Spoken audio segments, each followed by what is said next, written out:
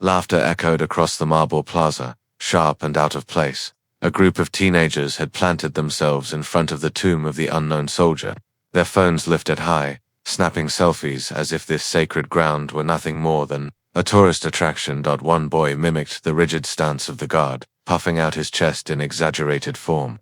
Another leaned in close to the mat where the guard walked his eternal 21 steps, pulling a mocking salute for the camera. Their giggles pierced the silence, drawing uneasy glances from the crowd that had gathered to witness the ceremony. Among them were veterans, families, and children, people who understood the weight of this place. They shifted uncomfortably, some whispering warnings under their breath. Others folded their arms, silently daring the teens to push their luck. And still, the guard did not move. He stood as he had stood through blistering heat and freezing rain, rifle angled against his shoulder, eyes locked straight ahead. His expression betrayed nothing, no irritation, no anger, no acknowledgement that the sacred ground at his feet was being mocked. His silence was heavier than any reprimand, his stillness a rebuke in itself. But the teenagers only laughed louder. Their phones recorded everything, chasing a clip they thought would go viral. One boy stepped closer, too close, his smirk wide, and careless say cheese, he shouted, holding his phone at arm's length. The others cackled, clutching their stomachs, jostling each other as if the guard were nothing more than a statue in a museum. The crowd's mood shifted. A veteran in a faded cap muttered something sharp under his breath. A mother pulled her daughter close, shielding her from the spectacle. The little girl peeked out from behind her arm, eyes wide, her tiny voice asking, "Why are they being mean to him?" And still, the guard did not move. His discipline was unbreakable, his honor untouched. The sunlight caught the polished steel of his rifle, sending a flash across the plaza. It was a silent warning, a glint that carried more weight than any words. Then it happened.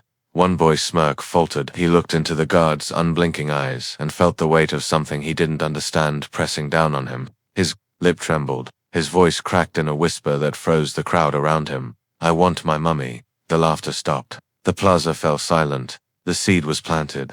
Everyone knew something bigger, something unforgettable, was about to unfold. The laughter from the teens hung in the air. But to understand why the silence around them was so sacred, you have to understand the man who stood guard that day was not just a soldier in uniform, not just a figure trained to march and stand. He was a combat veteran, a man who had once walked the sands of Afghanistan under a burning sun, rifle heavy in his hands, fear pressing in from every shadow. He had fought, bled, and carried burdens that no civilian could ever fully understand. Out there he had a brother in arms, a friend closer than blood. They had eaten together, slept back to back in the dirt, whispered about home during nights when mortar fell too close. They had promised each other that no matter what happened, they would make it out, but promises mean little on a battlefield. One day, in a deafening roar of dust and fire, his brother was gone. He had held him in his arms, choking back panic, screaming into the desert wind. The dog tags were all that returned. His name did not go on the nightly news. His sacrifice barely a ripple in the world outside. For the guard, that silence was unbearable. When he returned home, he carried survivor's guilt like a shadow. That's why he volunteered for the tomb of the unknown soldier. It wasn't just duty, it was an oath. If my friend's name is unknown, his sacrifice will never be forgotten. Every step he took, every hour he stood in unflinching stillness, was for his fallen brother and countless others who never came back. He trained for months, enduring grueling discipline that broke down even seasoned soldiers. Precision was everything. His uniform had to be immaculate. His weapon shined to perfection. Every movement, the 21 steps, the pause, the turn, was exact, timed to the second. To falter was to dishonor those who had no voice left. And so he never faltered. That day, while he stood beneath the blazing sun, rifle glinting at his side, he wasn't just a guard, he was a symbol of an unbroken promise. The teens, of course, knew none of this. They were rowdy, restless kids from a quiet suburb, their lives defined not by sacrifice, but by screens. Their phones were always in hand, hunting for likes and shares. At home, their parents shook their heads, muttering that kids these days don't understand respect. At school, they were the ones pulling pranks, recording teachers, and mocking authority. Here, at Arlington, they had found their biggest dare yet. They had heard whispers online, people saying guards were robots who wouldn't react no matter what. To them, that sounded like a challenge. They wanted proof. Proof they could post, a clip that would blow up. Bet he won't even blink. One muttered, egging the others on. Bet you won't get closer, another taunted. Each dared the other, voices rising, courage built on peer pressure and the intoxicating idea of internet fame. They weren't thinking about honor, sacrifice, or history. They were thinking about views, comments, and bragging rights around them. However, the location itself seemed to resist their mockery. Arlington was not just a cemetery, it was sacred earth. Beneath the white headstones lay more than 400,000 servicemen and women, each one a story cut short, each one a silence that echoed louder than laughter. The tomb of the unknown soldier was its heart, guarded 24/7 through hurricanes, snowstorms, blazing summers, and freezing winters. It represented not one soldier, but every soldier who never came home with a name. The ritual was precise. 21 steps across the black mat, a turn, a pause, another 21 steps back. The number itself symbolized the highest honor, the 21-gun salute. Every click of the rifle, every synchronized move, was more than ceremony. It was sacred language, spoken without words. Visitors who came here understood. They removed hats, lowered voices, and stood in reverent silence. Even children instinctively grew quiet. There was a weight in the air, something that pressed on the chest and stilled the tongue. It wasn't fear, it was respect. That's why the laughter of the teens rang so jarringly. It cut through the air like broken glass, making people flinch. Parents frowned, veterans shifted uncomfortably, and even tourists who didn't know much about the tradition knew instinctively that something sacred was being mocked. The teens, though, were blind to it. They thought themselves untouchable. Riding on the thrill of rebellion, one leaned in and whispered, "This is gonna go viral, just wait." Another nudged his friend, daring him to get closer, and all the while, the guard stood motionless. His boots shone like mirrors. His eyes were locked forward, fixed on eternity. The sun blazed down on his hat, sweat tracing lines beneath his collar, yet his face betrayed nothing. He heard the laughter, he felt the disrespect, but his body remained stone because that was his oath, to never react, no matter the provocation, to remain the embodiment of discipline when others could not. Yet beneath that calm, something stirred. A memory, a flash's friend's last breath in Afghanistan, the promise he had made, the oath that still burned in his chest. To the teens, this was a prank. To him, this was sacred. And as the crowd shifted, torn between anger and silence, one truth became clear. This was not going to be just another day at Arlington, that this was the beginning of something unforgettable. Asterisk. The hush of Arlington had been broken, and each second the teens lingered. The disrespect cut deeper, their voices carried across the stone plaza, bouncing off marble and echoing where silence was meant to reign. The first boy tossed a candy wrapper onto the black mat, just inches from where the guard's polished boots would fall. The tiny sound of plastic against stone was almost louder than their laughter. Gasps rippled through the spectators. A veteran clenched his fists so tight his knuckles went white. A mother pressed her daughter closer, whispering, "Don't look, honey, they'll be dealt with." But the guard, he didn't flinch. His jaw remained locked, his eyes fixed. He pivoted crisply, 21 measured steps, the sound of his heels striking the mat sharp and absolute. With every turn, the rifle clicked into place, a movement honed by hours of training, repeated thousands of times until it was perfection. The candy wrapper lay there, a blemish on sacred ground, but he ignored it. He wasn't permitted to react yet. Teens grinned, emboldened. They were getting exactly what they wanted. Attention. "See, he's not even allowed to move," one jeered. "He's just a robot." Another cupped his hands and shouted mockingly, "Hey statue, you even alive in there?" The laughter grew. They were feeding on each other's daring, each insult louder than the last, each prank more reckless. A third boy stepped forward and mimicked the guard's march, swinging invisible arms and legs in a clumsy parody. The others howled, doubling over at their own joke, but the crowd wasn't laughing. A woman shook her head, muttering under her breath. An elderly man, his jacket lined with pins from his service, trembled with rage. His voice cracked as he said, "Show some respect. Do you even know where you are?" The teens ignored him. They weren't here to learn, they were here to provoke. And provoke they did. One boy raised his phone higher, narrating as if he were live streaming. "Ladies and gentlemen, the robot soldier, programmed to walk 21 steps and do nothing else. Watch as we test the limits. Will he ever snap?" The crowd shifted uneasily. Children's faces were caught between curiosity and fear.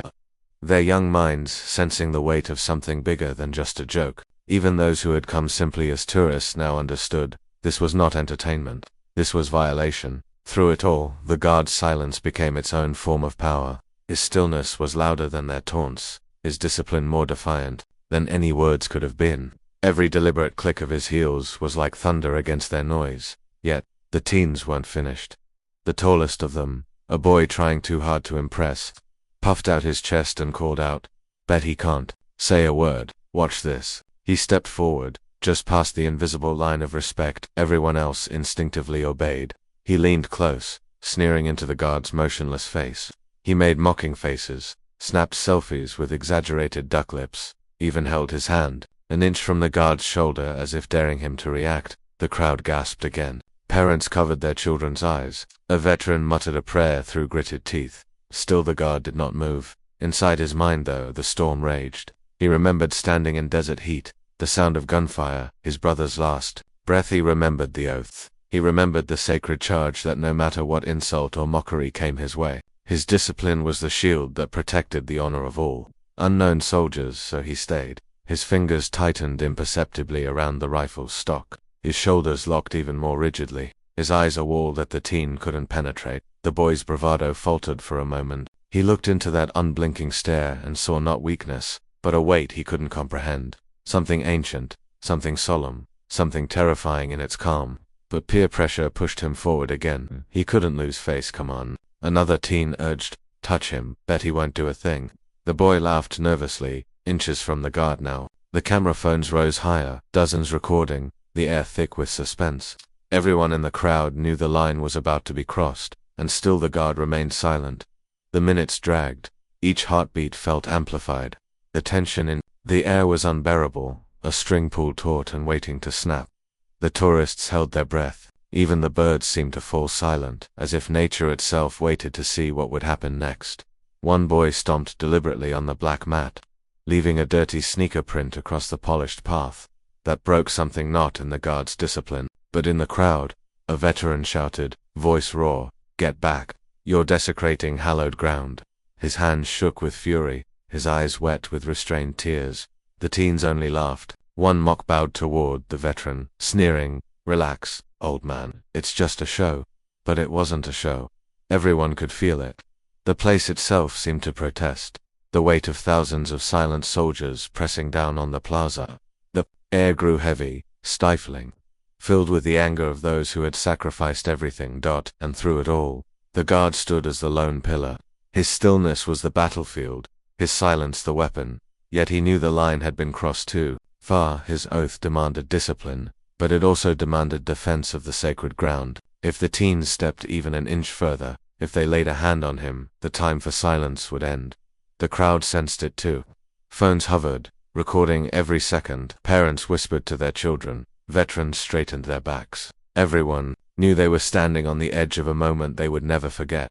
The teens laughed louder, desperate to drown out their own fear. Their voices cracked, trying to hide the tremor that crept in, because deep down, beneath the arrogance, even they could feel it, that weight, that judgment, that invisible line they should never have crossed. Still, they pressed on. "Robot soldier," one boy sang mockingly, his voice cracking in false bravado. "What's the matter, cat, got your tongue?" The others roared, shoving each other, pointing, egging him on. Their laughter rang out across the plaza one last time, and then it happened. The boy lifted his hand, reaching to shove the guard's shoulder. His fingers brushed the fabric of the sacred uniform. The silence before the storm had ended. The boy's fingertips brushed the guard's shoulder, an act so small, yet so monumental. For the crowd, time seemed to stop. Gasps burst from every direction, sharp and horrified. A veteran's cane clattered against the stone as his trembling hand lost its grip. Parents pulled children closer, shielding their eyes as if they had just witnessed something forbidden. The boy himself smirked for half a second, proud of his daring, his friends cackling in chorus. But that smirk didn't last, because the guard moved. Not a flinch, not a shuffle, but a sudden, precise, earth-shaking movement. His polished boot slammed against the black mat with a crack like thunder. The rifle snapped from his shoulder in a blur of steel, slamming down into position across his chest. His entire body pivoted with soldierly exactness, now facing the teens directly for the first time. His eyes locked onto them not as a man, but as a symbol, cold, unyielding. And then his voice shattered the air. It was not the muttering of the crowd. It was not the laughter of children. It was a command, booming and absolute, honed by years of training and battle. "It is requested that everyone maintain a respectful silence." The sound reverberated across the marble plaza like a cannon blast. Every syllable was a hammer striking down arrogance. The teens stumbled back as if the voice itself had weight, pressing on their chests, driving the air from their lungs. Their laughter died instantly, cut off like a switch had been thrown. The crowd froze. Even the wind seemed to pause. Phones caught every second, the sudden movement, the stomp, the roar of authority, but no one dared breathe too loud. The boy who had touched him staggered backward, color draining from his face. His phone wobbled in his trembling hand. The smirk vanished, his lips quivering as his eyes went wide. His bravado cracked, and for the first time all day, fear flooded in. His friends weren't laughing anymore either. They shrank behind him, shifting uneasily, exchanging nervous glances. The daring had drained from them. Peer pressure was gone, replaced by the weight of thousands of silent graves watching. One of them whispered, voice barely audible, "Dude, stop. Just stop." But the guard wasn't finished. He raised his rifle with practiced precision, the barrel gleaming in the sunlight. Every motion sharp, deliberate, flawless. He didn't need to take another step. The message was already clear. He was not just a man in uniform. He was the line between honor and dishonor. That, and the crowd felt it. A hush deeper than silence settled. No child whispered, no veteran muttered, no tourist shuffled their feet. It was the kind of silence that carried weight, the kind that demanded reverence, a silence that honored the thousands who had died without names. The teens, however, couldn't bear it. The leader's hands shook. His phone slipped, clattering against the marble, the sound echoing like a gunshot. The crowd flinched, but no one spoke. His breath came shallow, quick. He looked at the guard's unblinking eyes and saw no anger, only judgment, the cold, unwavering judgment of history itself. And then it came, the crack in his bravado, the collapse of his arrogance. His lip trembled, his eyes welled, and in a voice so small it barely carried, he whimpered the words that would be remembered long after that day. "I want my mummy." The crowd exhaled as one, a sound of disbelief, pity, and grim satisfaction. Some shook their heads, others simply stood frozen, unable to look away. Fons captured his tearful whisper, the final shattering of his defiance. The guard, however, gave no reaction. He did not smirk, he did not gloat, he did not so much as blink. He had done his duty, nothing more. He stood like stone, rifle in hand, eyes fixed forward once more, as if the entire confrontation had never happened. But the teens knew. The crowd knew. Everyone there knew. Something had just shifted. The boys shuffled back, their bravado gone, their heads hanging low. Some in the crowd muttered curses under their breath. Others murmured prayers of thanks for the guard's restraint. A veteran wiped his eyes, whispering, "That's discipline. That's honor." Security personnel began to move in quietly, their steps echoing across the plaza.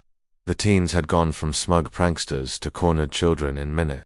The leader rubbed his face with shaking hands, trying to wipe away the tears. But the damage was done. His arrogance was gone.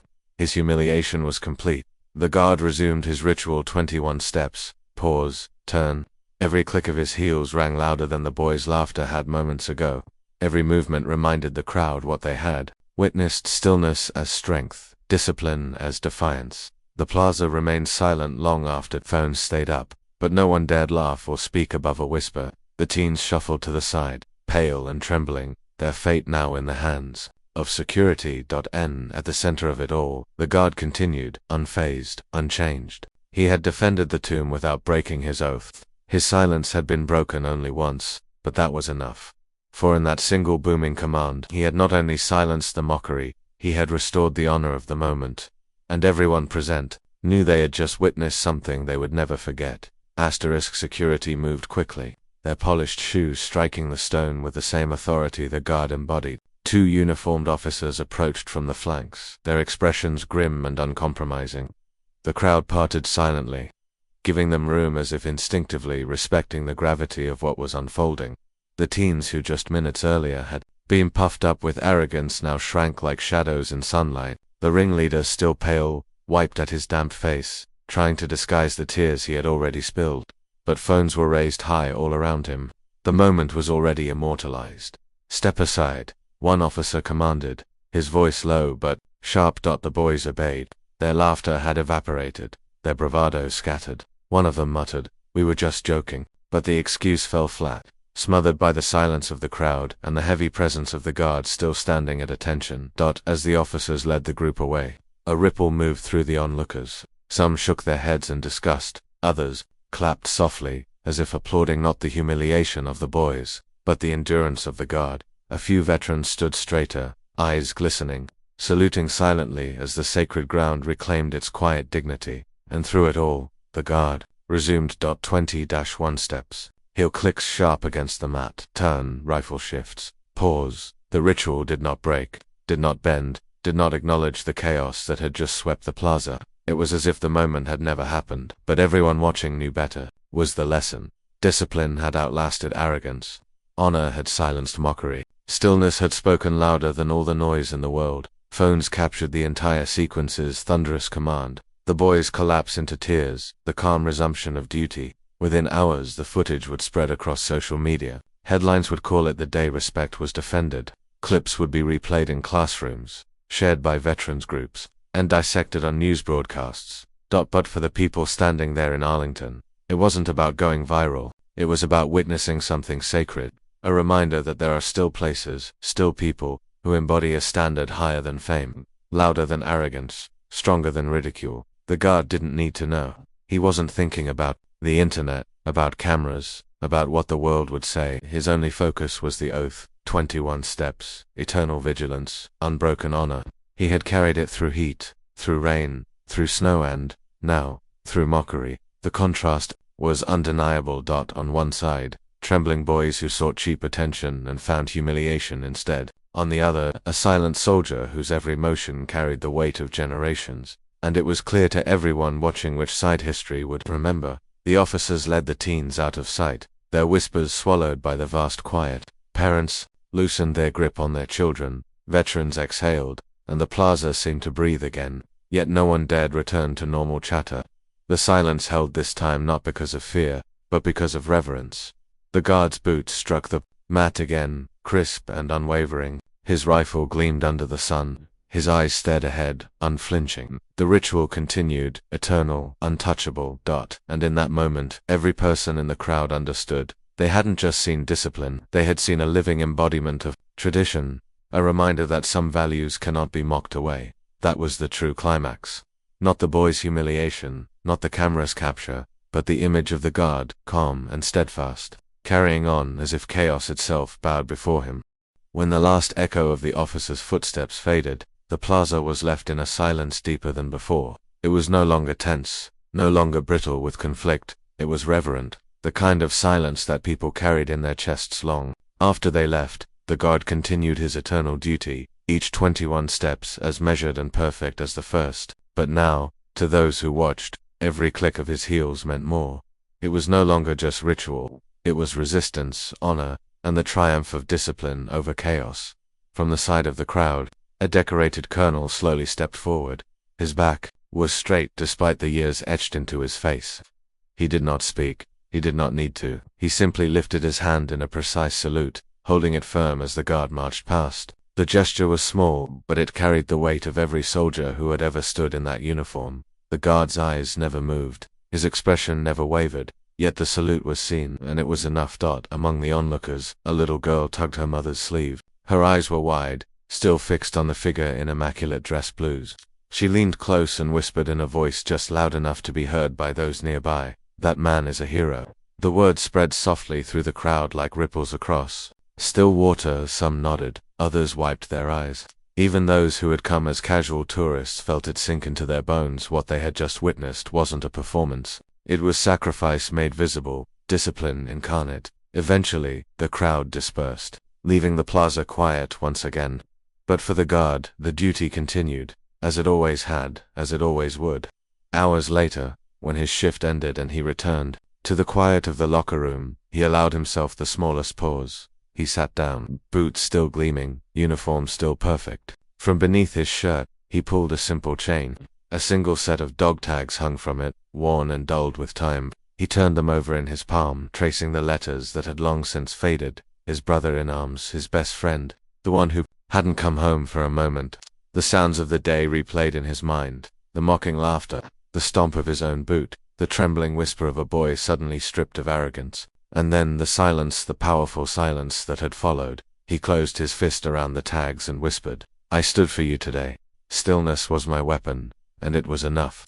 A medal rested in his locker, a folded note from a commanding officer, reminders of honors earned. But none of them mattered as much as the oath he had kept. The oath that every guard carried, to watch, to protect, to honor the unknown and the forgotten, no matter the cost. That was the true medal.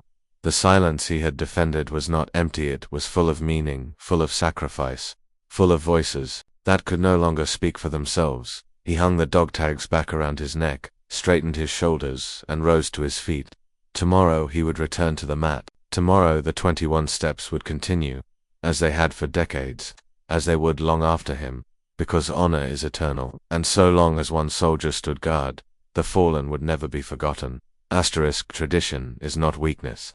Stillness is not passivity. What we witness today reminds us that true strength is often the quietest force in the world. The teenagers came looking for a laugh, for a clip that might rack up likes on a screen, but they collided with something their generation had forgotten: honor that cannot be shaken, respect that cannot be mocked away, and discipline forged in silence. The guard did not shout them down. He did not trade insult for insult. He did not raise his fists. Instead, he stood taller. He stepped harder. He let the weight of history speak through his stillness. And in doing so he turned gears into awe, arrogance into fear, and chaos into order. That is the power of legacy. The tomb of the unknown soldier is more than stone, more than a monument. It is a promise that those who gave everything will never be abandoned to dust or forgotten by time. Every guard who marches before it carries that promise on his shoulders. And when disrespect crashes against that wall of silence, it breaks not the guard. But this moment is about more than soldiers and teens. It's about us. How many times in our own lives do we face mockery, disrespect, or challenges designed to provoke us? How often do we feel tempted to fight fire with fire, to let anger win? And yet, what if we remembered the lesson of the guard bear? Stillness, dignity, and unshakable resolve are sometimes the sharpest weapons we hold. The boy who once smirked walked away trembling, whispering for his mother, not because he had been harmed, but because he had seen something that pierced deeper than words. He had seen respect made real. He had seen what discipline looks like when the world tries to tear it down and fails. Generations from now, people will still walk up those marble steps. They will still fall silent. They will still watch the 21 steps, the 21 seconds, the precise turn of a rifle. And maybe, just maybe, they will remember this story too. The day when rowdy laughter turned into reverence. The day when the world was reminded that silence can roar louder than any voice. And so, as you leave this story behind and return to your own day, carry this truth with you. Honor is not a relic. It is alive wherever you choose to live it. In the way you respect those before you, in the way you carry yourself under pressure, in the way you protect what is sacred to you. Because respect begins not at Arlington, not at a monument, but in each of us. If this story moved you, share it not for clicks, not for trends, but for the reminder that tradition still matters. That respect is worth defending. That some values should never be mocked into silence. Subscribe, support, and stand with us as we continue to tell these stories that honor, stories that preserve, stories that remind us that discipline is strength, and stillness is not weakness but power. And the next time you hear laughter where there should be silence, or arrogance where there should be respect, remember the guard's steps: 21 forward, 21 back, a rhythm that outlasts mockery, outlasts ignorance, and will outlast us all, because the unknown soldier is not unknown. He is every soldier, and his legacy depends on whether we remember or whether we forget. Today, thanks to one guard's unshakable duty, we remembered,